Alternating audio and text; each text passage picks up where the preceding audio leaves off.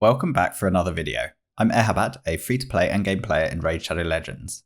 Today is day 15 of the Morrigaine fusion, and you'll notice that there is no fusion icon. We are done! So this morning I finished off the fusion. I did use quite a number of brews, probably around, I'd say 60 or 70 spirit brews to get the last epic up to 5-star 50. And bagged myself 30k CBC points. The Crypt King Theodore duo performed admirably and never lost a single Spider 25 fight whilst the AI presets were active.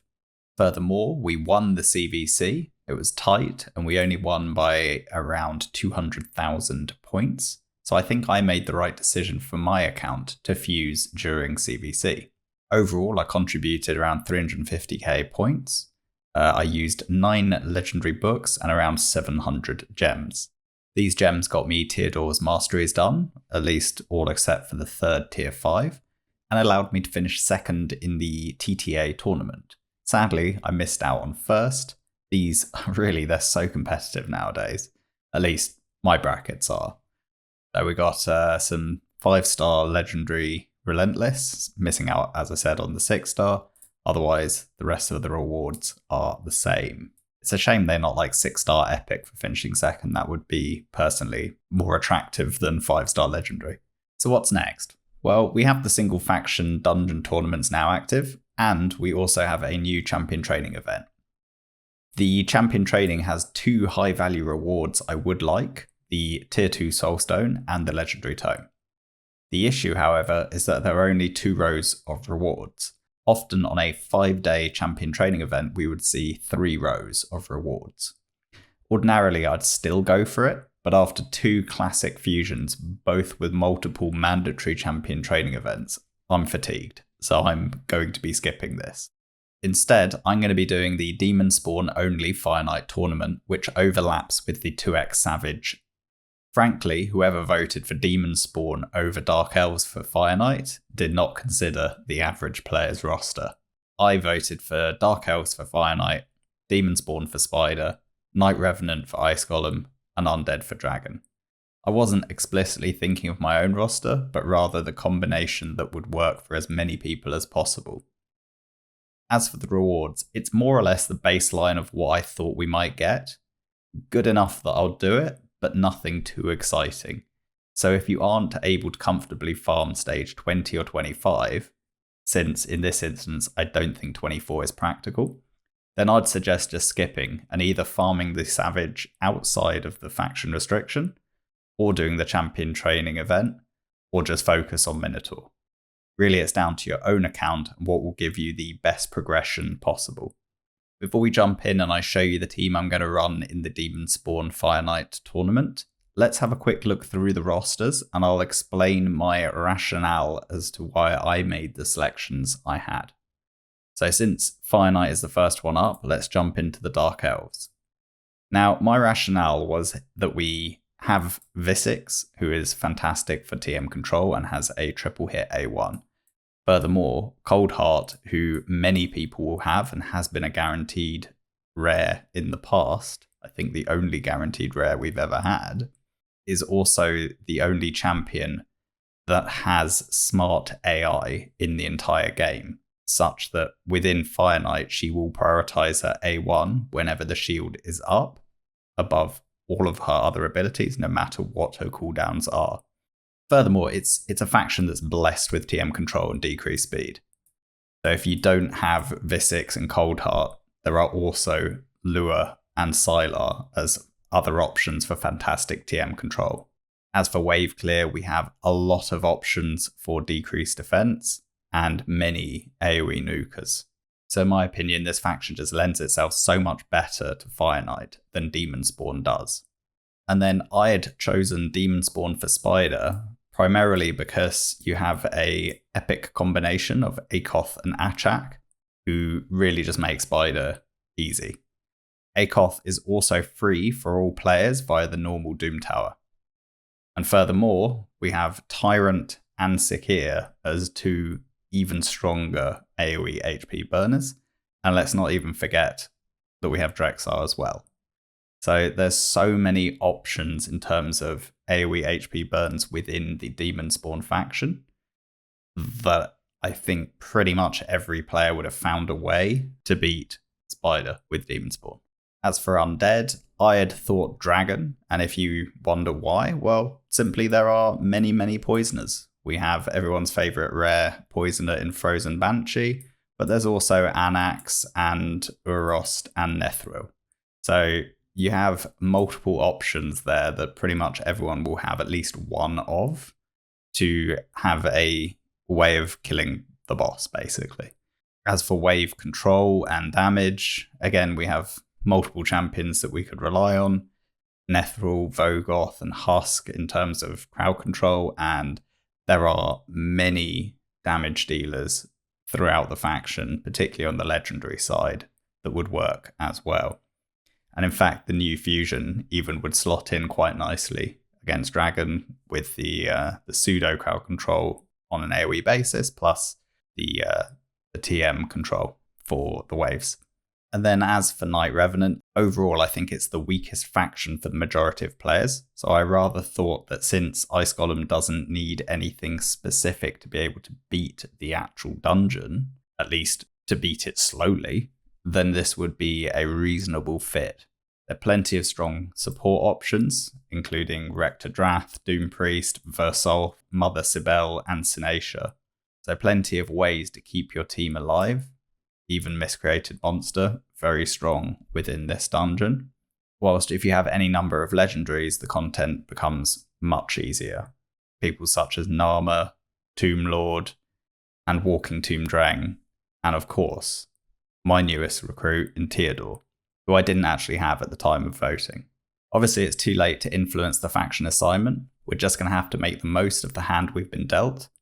So let's see the team I've put together. It's not that rapid, but it's the quickest I think my account can do it.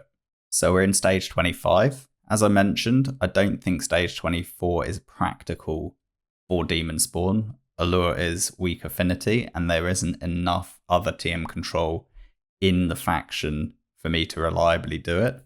I think if I had Skimfoss built, I could probably make it work, but I don't, so I'm taking this approach. I'm using Countess Lix here for she has a multi-hit A1, a triple hit A2, but mostly she's here for the decreased speed. She also does help a little bit with a bit more decreased TM, also on that A2, but the main reason she's here is for decreased speed.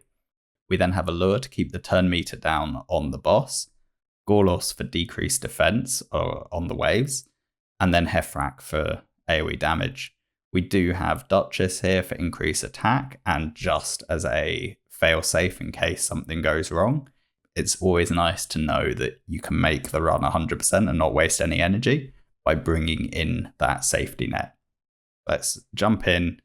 I'll put on a bit of music. You can watch the run play out. And then after, I'll show you the builds that I have on these champions. I tweaked the Hefrak build and I had to rebuild Countess because she actually was missing most of the gear on her. I haven't used her for a while. So let's just let the run play out and then I'll come back and show you the builds.